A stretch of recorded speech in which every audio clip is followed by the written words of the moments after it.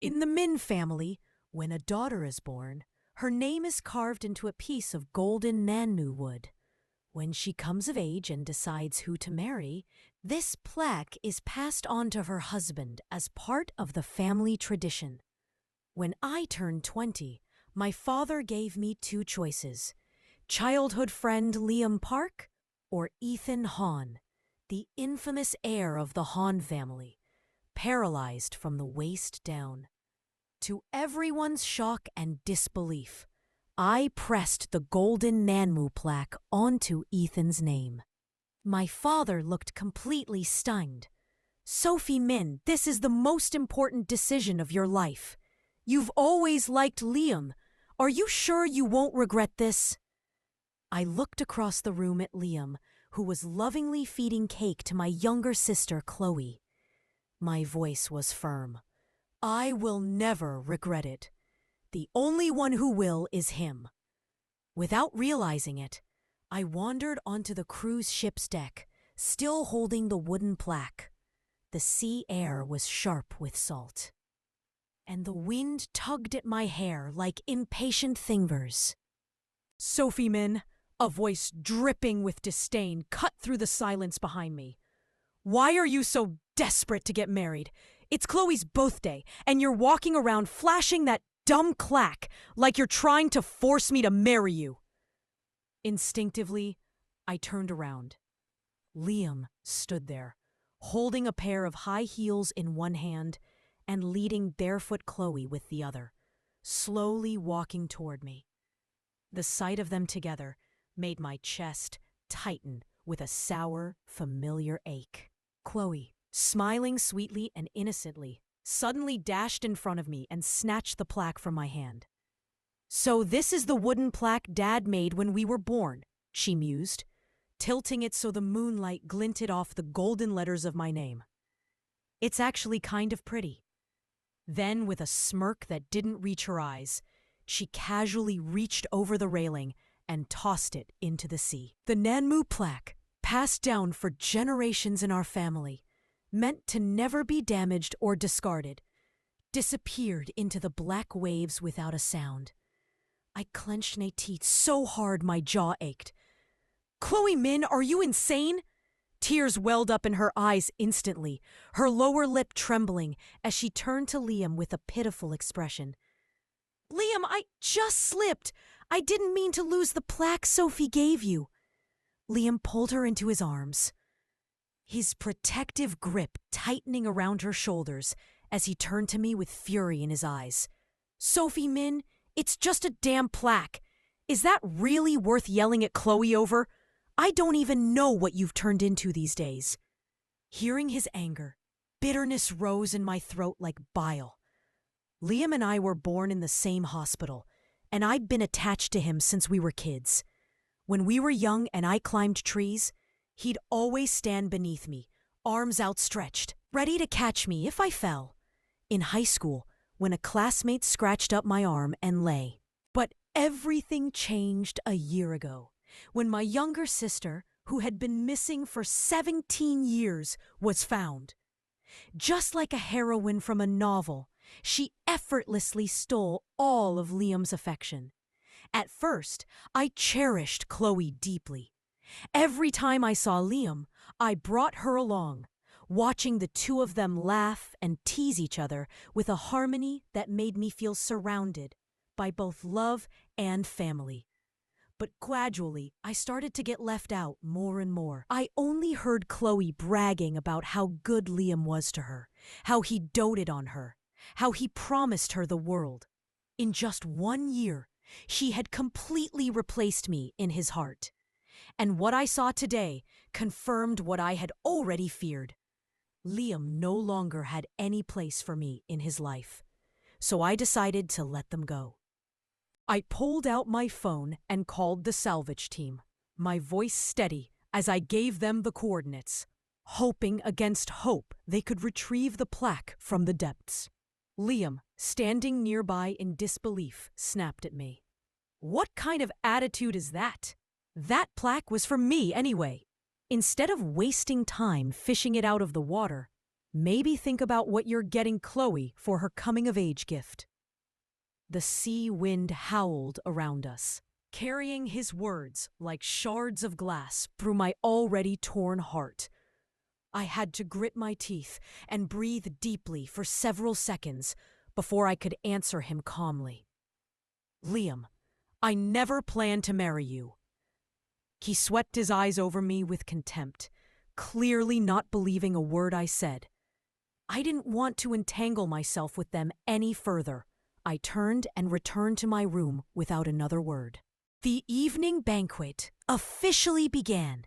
I stood like a background character in the corner, watching Chloe flutter around Liam like a butterfly, her laughter ringing too loud, her touches lingering too long.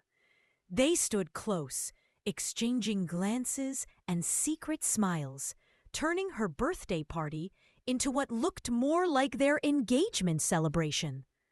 Lowering my eyes, I found a quiet corner to sit in, wishing I could disappear. But Chloe wasn't done with me yet. She let go of Liam's hand and sauntered over, the venom in her tone a stark contrast to the warm, gentle way Liam always spoke to her. "Liam said it's my birthday today, and whatever I ask for, he'll give it to me," she purred, tilting her head. "What if I ask him to dump you and marry me instead?" She gave a cruel, mocking smile, waiting for me to react. I forced down the disgust rising in my chest and managed a stiff smile. "Who you marry has nothing to do with me." My calm reaction clearly wasn't what she expected. Her expression darkened, her fingers twitching at her sides, before she suddenly turned and called out, "Liam, I've decided what I want for my birthday." Liam turned toward her, his face softening in a way it never did for me anymore. "What is it?" She pointed directly at the necklace around my neck, the diamond pendant Liam had given me on my 18th birthday. "I really like this necklace Sophie's wearing." My heart clenched. Instinctively, my hand flew up to cover it. That necklace was Liam's 18th birthday gift to me. He had bought an entire diamond mine just to pit the stones himself. Every diamond on that necklace had been polished and set by his own hands. I hadn't taken it off since the day he gave it to me. Liam's gaze landed on the necklace, and for a moment, something unreadable flickered in his eyes. Chloe tugged on his arm, her voice saccharine. "Liam, pretty please ask her to give it to me?" He hesitated for a second, just a second, before turning to me. "Sophie, take off the necklace." It wasn't a request, it was a command. My eyes burned, but I refused to let the tears fall. He knew what this necklace meant to me. He knew. When I didn't move, Liam's brow furrowed. "It's just a necklace. Once the ship docks, I'll take you to buy a new one. It's rare for Chloe to actually like something. Can't you, as her big sister, be a little more generous?"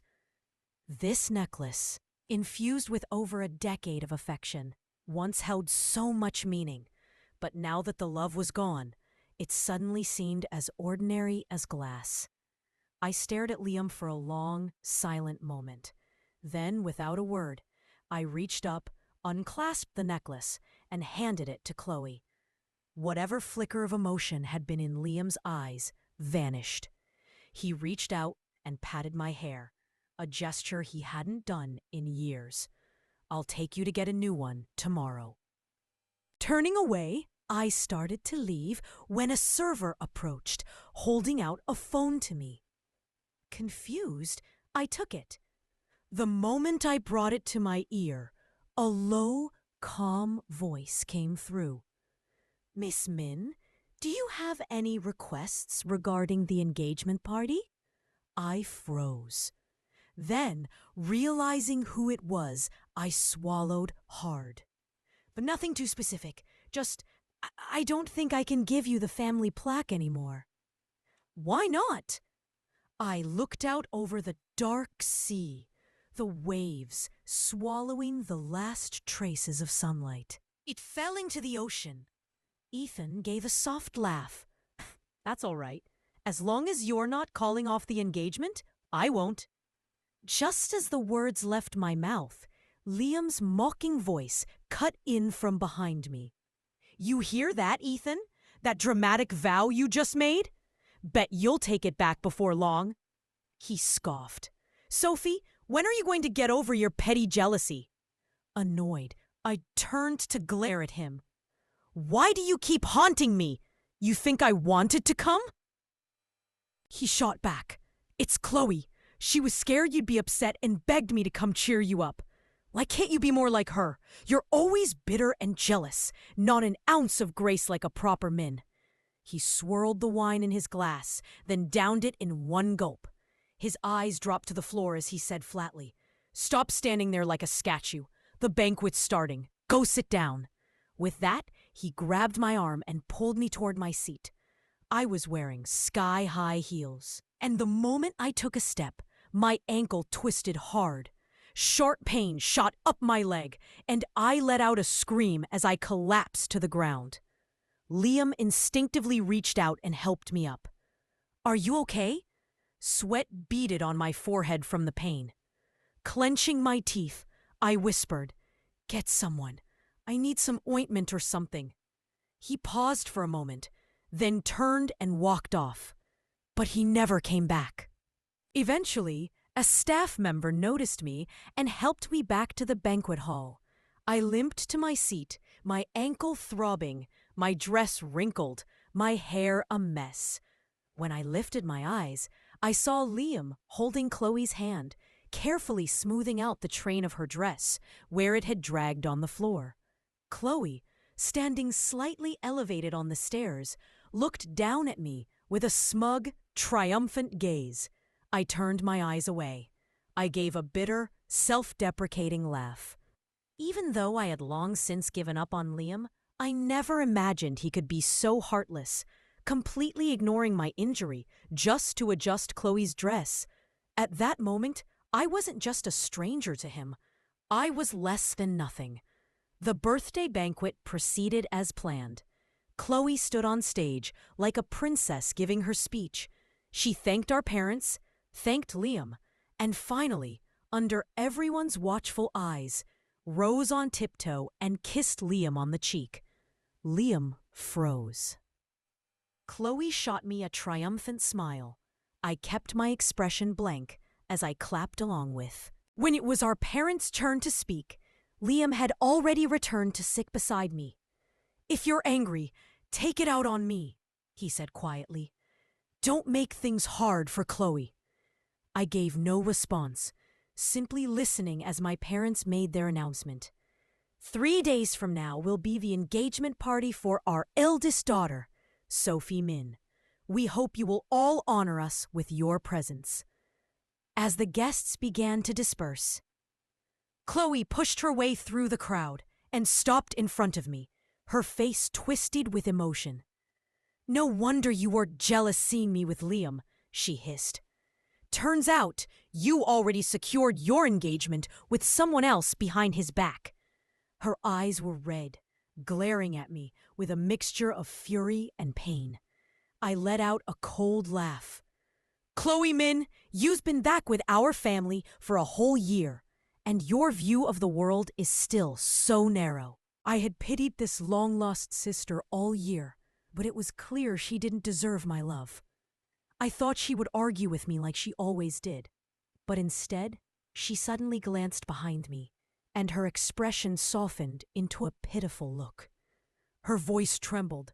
Sophie, I know you're upset that Liam has been good to me. I'm sorry. I swear I'll never get close to him again. I instantly became alert and turned around.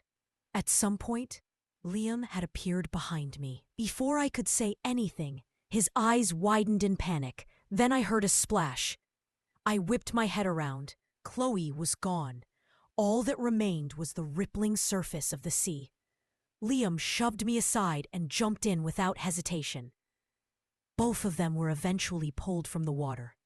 A doctor traveling with us took the unconscious Chloe away. Liam turned to face me, his eyes dark with blame. Chloe spent over 10 years lost in the outside world. Are you really satisfied only if she ends up dead? ... He stepped closer and closer. I backed away, but there was nowhere left to go.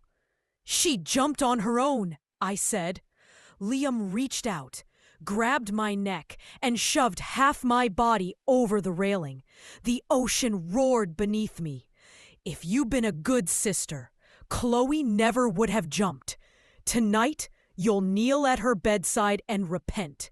If not, I'll make sure news of our broken engagement spreads across the entire country by morning. Dangling halfway over the edge, I couldn't stop the tears from falling. My whole body trembled with fear. Then, all the lights on the cruise ship flared on. A powerful force pulled Liam away from me, and I was swept into someone's embrace. The man everyone spoke of in whispers, the crippled fiancé, now stood tall and commanding before me, his sharp features framed in light. "Who the hell do you think you are?" Ethan Hahn growled. "Telling my fiancé to kneel and apologize to someone else?" Liam's fury froze on his face. He turned to Ethan, squinting in disbelief. "Who are you? How did you even get on this ship?" He reached out to grab my wrist. "And this is my fiancé." Ethan's eyes landed on Liam's hand gripping me. With a soft snort, he reached out and calmly pried Liam's fingers off. "You say you're her fiancé?" Ethan said coldly. "Then tell me, do you have the Min family's engagement plaque?" Liam's expression darkened immediately. Ethan raised an eyebrow. "Of course not. You threw it into the sea." Then he turned to me, his voice gentle. "Did you really give it to him?" I shook my head. "He's lying." Ethan looked into my eyes. "The one who holds the plaque is your rightful fiancé.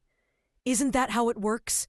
I nodded instinctively, then hesitated and added softly, "It's an old family tradition. In today's world, marriage is about free will. Whether or not there's a family plaque doesn't really make a difference. And mine had already fallen into the sea. It was supposed to be lost forever." Ethan gently brushed his fingers over the red marks on my neck, left from being grabbed. His touch was light, but his eyes were filled with concern. "Does it hurt?" I gave him a faint smile. "It doesn't." Liam saw our interaction and looked like he was about to explode. "Sophie Min, do you even remember that I'm your fiancé? How dare you let another man hold you like that?" The sound of his voice made my stomach turn. I frowned, clearly annoyed. "Do you not understand English, Liam? I already told you, you're not my fiancé." Liam sneered, tugging at the corner of his lips. "You gave me the family plaque. Our engagement party is in 3 days. You think you can just deny it now? You'll still have to go through with it, whether you like it or not. But if you apologize to Chloe right now, the engagement party can still happen as planned. If not, enjoy throwing a party without a groom." My patience snapped. "The engagement party was never meant for you anyway, because the person I'm engaged to is Ethan Hahn." Liam's eyes widened in disbelief.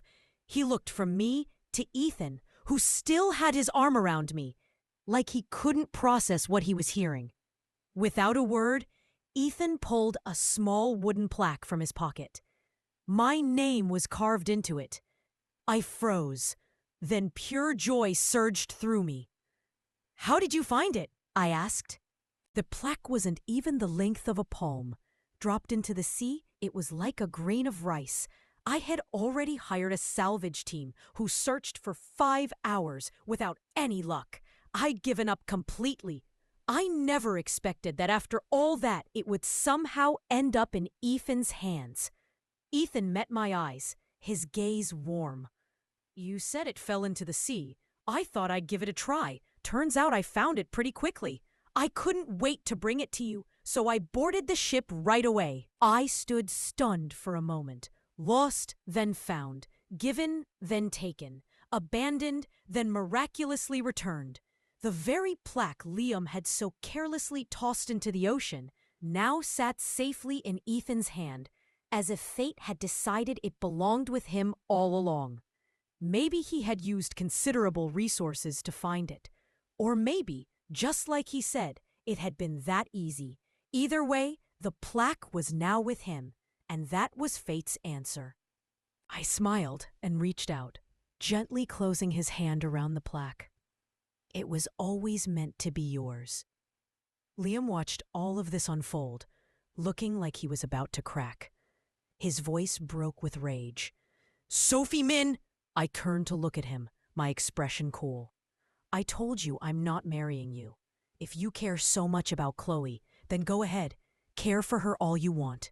You and I, we have nothing to do with each other anymore." For the first time, I saw something shift in his eyes. Real pain. But I just turned and leaned into Ethan's embrace, exhaling slowly. When the ship docked, my parents looked at me and Chloe with conflicted expressions. They knew we weren't getting along, but they hadn't expected the rift to be this deep. Flesh and blood, both sides of their hearts. How could they choose? I understood their struggle. "Mom, Dad," I said softly, "go to the hospital first." Ethan took my hand. "I scheduled fittings for your jewelry and gown today. Come with me." I nodded, about to take a step, when Liam's voice called out behind me. "Sophie, don't owe with him." There was moisture in his eyes, pleading, desperate. I tilted my head and let out a quiet, mocking laugh.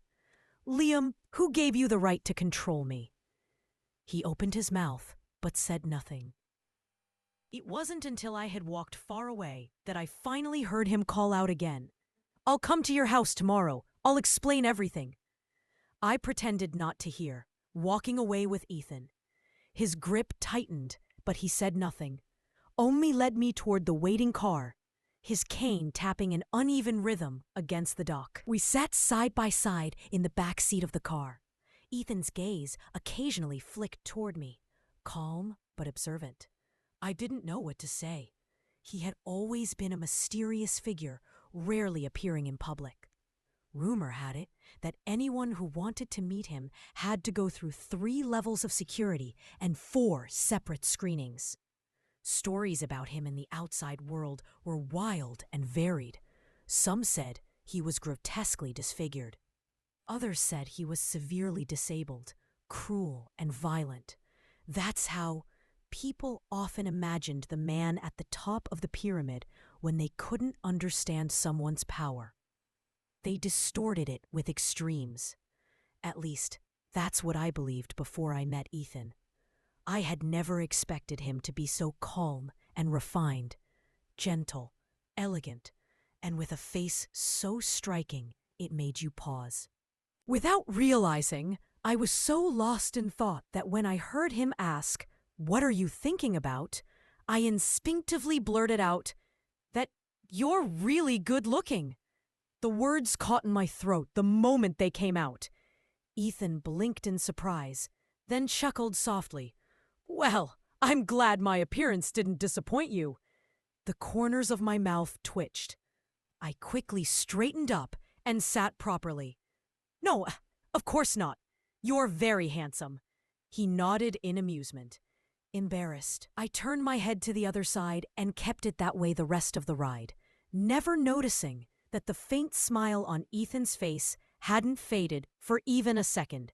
It wasn't until the car pulled up outside a bridal boutique that I snapped out of my thoughts. He hadn't been joking when he said he wanted to take me to look at wedding dresses. Naturally, he took my hand and led me into the shop. In the center of the store was a breathtakingly intricate wedding gown, glowing with delicate craftsmanship. I only gave it a quick glance, but I couldn't take my eyes off it. This was the kind of gown every girl dreams of. And yet, I couldn't bring myself to feel happy. The gowns from this brand were all handmade. A dress like this would take at least a year to complete, which meant it already belonged to someone else. When a staff member approached and offered to let me try it on, I hesitated. That's not appropriate, is it? It's someone else's dress. I can't just wear it. Ethan looked at me, then at the gown, his brow furrowed. It's not. I bought that dress. A strange tightness gripped my chest. I smiled, but it was forced. Ethan, this kind of gown takes over a year to make. You didn't order it for me. It was for someone else. I shouldn't be the one to wear it. I reached out my hand. Give me back the plaque. I never expected a marriage built on business to be romantic, but I can't accept marrying a man whose heart belonged to someone else. Give it back to me. Let's just cancel the engagement. Ethan's expression flickered with confusion, and oddly, a trace of joy. Just as he opened his mouth to speak, my phone started buzzing non-stop in my pocket, interrupting him. I pulled it out. Dozens of photos from Chloe flooded the screen, each one showing Liam being intimately attentive to her. Just looking at the photos, it was obvious that their relationship had long surpassed that of mere friends. If it had been before, these images would have broken my heart. But now, all I felt was exhaustion and disgust. Coupled with the wedding dress situation, my irritation multiplied. I didn't hesitate to call Chloe. The second she picked up, I snapped. What are you trying to show off? That you've got a lousy man all to yourself? I told you, I don't want someone unless he's covered in gold and diamonds. I paused, then added coldly. And as for all the things you did to frame me, if you push me too far, I won't care if Mom and Dad get mad. I'll personally throw you into the ocean. There was a long silence on the other end. Finally, a quiet voice came through. Sophie, it's me. I froze, then promptly hung up without a word. Ethan looked at me and spoke softly. I've never had feelings for anyone else. Still boning with residual frustration, I immediately snapped back. Never had feelings for anyone else? Then what's with the wedding dress? Who's it for? A ghost? The moment the words left my mouth, I realized something was wrong. We were just about to get engaged, and we'd only met once before. It wasn't my place to question him like this, certainly not with that kind of tone. I ran a hand through my hair, exhaling a few steadying breaths to calm myself down. Then finally, I looked at him and offered a quiet apology. I'm sorry. I lost my temper. I shouldn't have asked you that. Whether or not you've loved someone before, that's your business. Ethan nodded, his gaze deep and steady, remaining fixed on me. But is there someone you like now?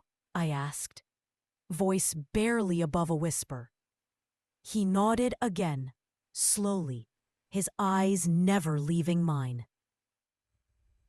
I pressed my lips together, silently, looking back at him. At that moment, I realized the rumors about Ethan weren't wrong after all. Maybe he was born with a disability, just not physical. Maybe it was in his brain. Just now, he said he'd never liked anyone before, and then a second later, he claimed there was someone he liked now. I couldn't keep pretending anymore. I stretched out my hand, annoyed. Give me the plaque. I'm going home. Ethan looked stunned for a moment, then reached out and gently held my wrist. Miss Min, can you let me finish? You've already interrupted me twice. I tried to pull away, but he didn't let go. With no other option, I stared at him reluctantly and muttered, Fine. He smiled, tugged me a little closer, and just as I was about to snap again, he spoke. I really haven't liked anyone before, but I do now. Sophie Min, I've had a crush on you for a long time. What? I looked up abruptly, meeting the calm but focused look in his eyes. He smiled. Do you think the Han family needs a political marriage? I agreed to this engagement willingly, only because I knew the person I'd be marrying was you. As he said that, my heart started racing uncontrollably. I looked around the room, anywhere but his eyes, and swallowed hard before managing to ask, "Why?" He looked at me gently. "Maybe you don't remember, but years ago, you saved a boy from drowning." The moment he said it, a memory flickered back into my mind. I was maybe 13 or 14 at the time. I'd gone to the riverside with Liam. I wanted milk tea, so Liam went to get it. While waiting, I spotted a boy floating in the river, pale but calm. I was panicking, completely out of my depth, but somehow I managed to grab a tree branch and pull him out. I didn't even have time to say a word to him. The moment he was on land, a group of men who looked like bodyguards rushed over and whisked him away. I never thought much of it afterward. I just used it to brag now and then, casually telling the story 5, 6, 7 times like it was no big deal. But now, the boy's face from that day was slowly aligning with the man standing in front of me. "So it was you?" I asked, stunned. "You are the boy in the river?" Ethan gave a small nod, completely at ease with the truth. I wasn't in great health as a kid. My family didn't allow me to go outside, but I was stubborn and snuck out. I never expected. He paused, and I thought he was going to tell me about some mischievous adventure. But then his tone shifted. I never expected someone would push me in.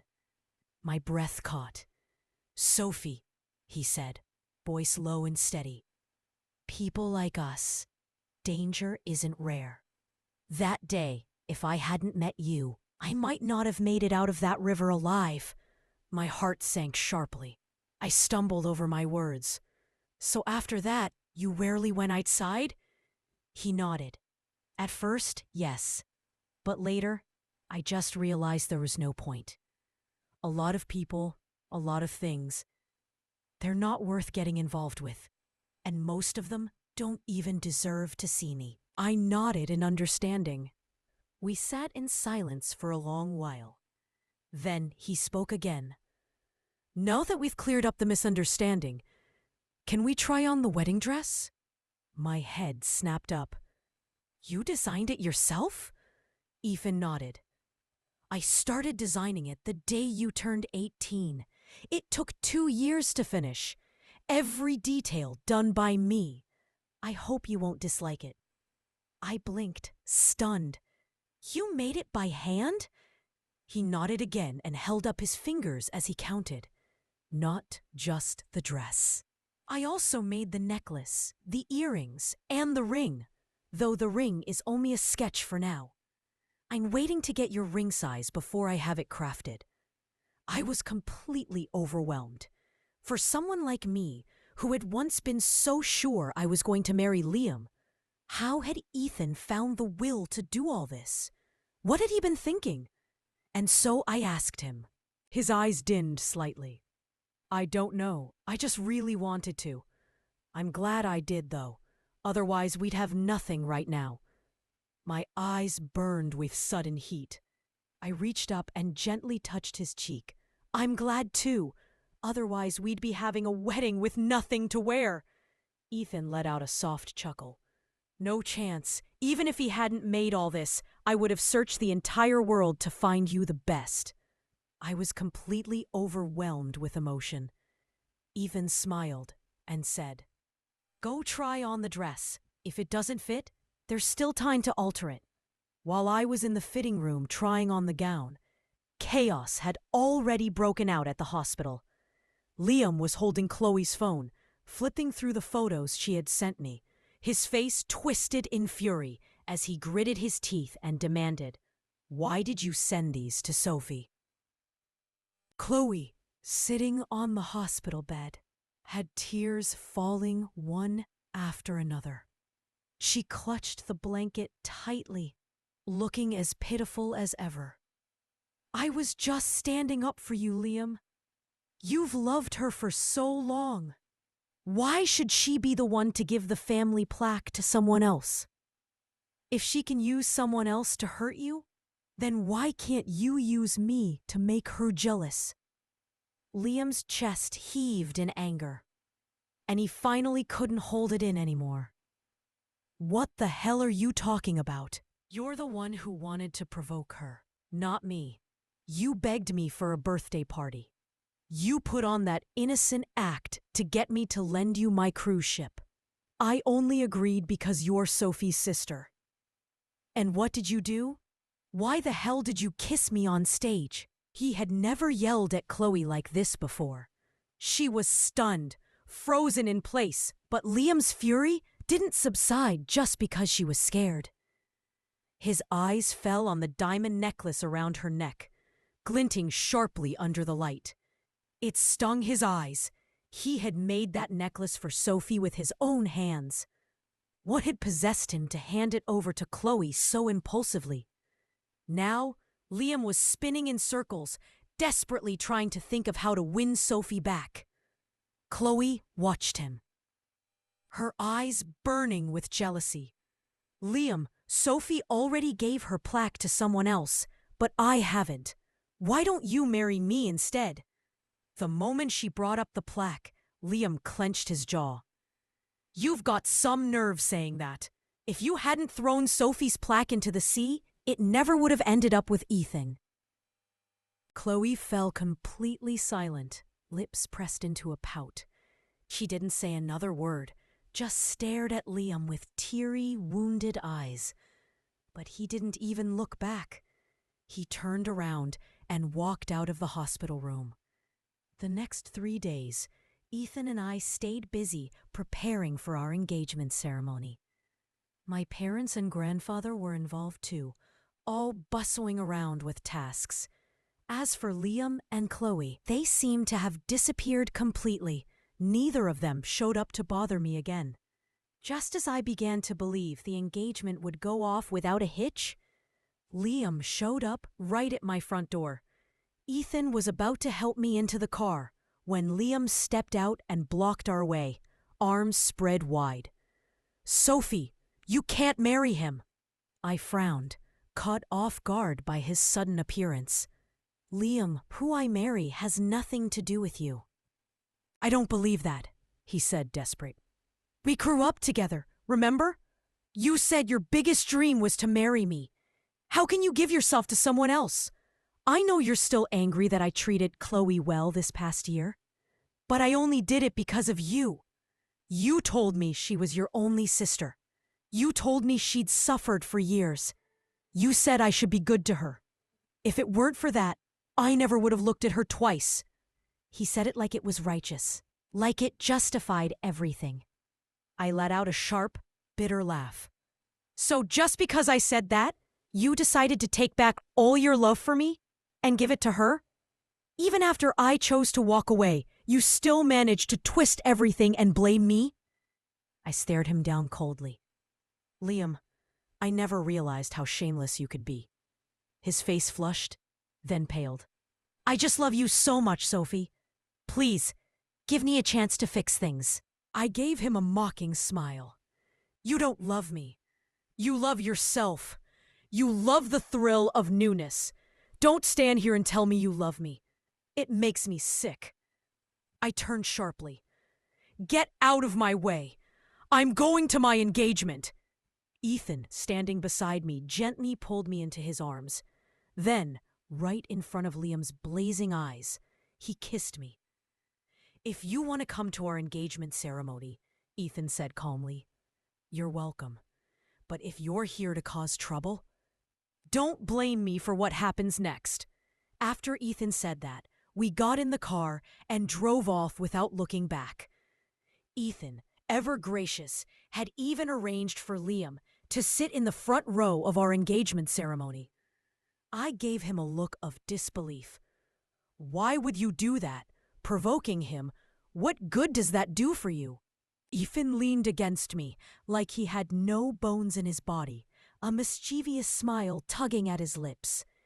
If he hadn't self-destructed first, I wouldn't have gotten the chance to put him front and center.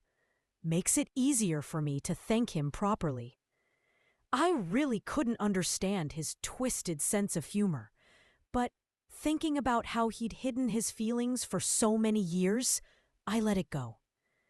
I shifted a bit toward him and asked, "But what if he tries to cause a scene?" Ethan's expression instantly turned serious. "I won't give him that chance. I believe he'll be able to hold it together." So I let it be. We'd guarded against Liam, but we hadn't accounted for Chloe. Just as our engagement reached its peak, and Ethan and I were about to exchange rings, Chloe stumbled in, still wearing a hospital gown. She collapsed to her knees with a dramatic thud and cried out in a piercing voice, "Sister, you already have everything. Can't you just stop fighting me for Liam?" Her voice cracked. "I was lost for 17 years. Since I came home, I've never fought you for anything. All I want is Liam. Please, please let me have him." Problem after problem. No matter how patient I was starting to boil over. "Chloe," I said, my voice cold, I never made things hard for you because you're my sister. It's you who's been constantly provoking me, even going so far as to fake a suicide attempt to frame me.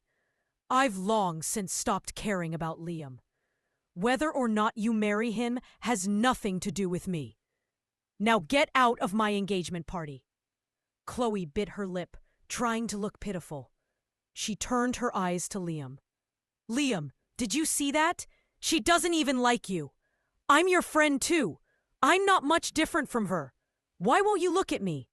Liam had bodyguards stationed around the room just in case he acted up. But Chloe's little outburst reignited the fire in him. He flared up immediately. "If it worked for you, Sophie wouldn't be angry at me," he snapped. "Chloe, I told you not to show your face again. Next time, I won't let you off easy." He stared her down, eyes filled with something like hatred. As the room fell into tense silence, his gaze suddenly locked onto the set of knives on the banquet table. Without warning, he lunged forward, snatched up a fruit knife, and charged at Chloe. The blade came down hard. A gush of blood spread across the floor. The entire room froze in horror, followed by panicked, high-pitched screams. Ethan pulled me tightly into his arms and pressed a hand over my eyes. "Call the police! Get an ambulance!" someone shouted. The room was in total chaos. The bodyguards reacted instantly, swarming Liam and forcing him to the ground. He was pinned down, unable to move, but his bloodshot eyes never left Chloe, burning with fury, as if he wanted to tear her apart. My parents were frozen in shock. Then they rushed to Chloe, lifting her up in a panic and hurrying her into an ambulance. What was supposed to be a joyful engagement ceremony had turned into total devastation. Still shaking, I clung to Ethan's shirt. "I'm sorry, even our engagement got ruined like this." Ethan's hand trembled slightly as he lowered his head to press his forehead against mine. "Don't apologize. I'm just thankful that knife didn't land on you." I shook my head and leaned into his embrace. After the chaos calmed down, we rushed to the hospital. No matter what had happened, Chloe was still my sister. Family couldn't just ignore each other. But when we arrived, all we saw were my parents staring blankly at a sheet of paper, looking. "What's wrong?" I asked, heart tightening. Is she not doing well?" My dad looked at me, then shook his head. "She's not in any danger, but her blood type is O." I straightened. O type? I'm type A. My dad is AB. My mom is also type A. There's absolutely no way we could have had a child with type O blood, which meant Chloe wasn't my sister. But hadn't we done a DNA test when we brought her home? It was done at a private clinic. Supposedly impossible to get wrong. Ethan gently squeezed my hand and said quietly, if the test result wasn't wrong, then the sample must have been. Maybe he knew where the real Chloe was. My knees buckled, and I staggered back. Ethan caught me just in time, about to say something when the door to the hospital room opened. She's awake, the nurse said. Family can come in. I didn't wait. I shoved the door open and stormed inside, standing over her bed with fire in my voice. Where's my sister? How dare you live under her name without a shred of guilt? Chloe, or rather, the girl who'd been posing as her, kept her head down, tears falling like rain. So you found out, she whispered. There was no fight left in her. She finally told the truth. I didn't wait. I shoved the door open and stormed inside, standing over her bed with fire in my voice. Where's my sister? How dare you live under her name without a shred of guilt? Chloe, or rather, the girl who'd been posing as her, kept her head down, tears falling like rain. So you found out, she whispered. There was no fight left in her. She finally told the truth. During the years my real sister was missing, our family had never stopped searching. Her face had often appeared on TV as part of national coverage. This girl, Lisa, looked strikingly similar to me, at least 80% alike. She had once been close friends with my real sister. When she saw the missing person reports, temptation took over. It hadn't been hard for her to get a sample of my sister's hair or blood. And with that, she easily faked her way into our family.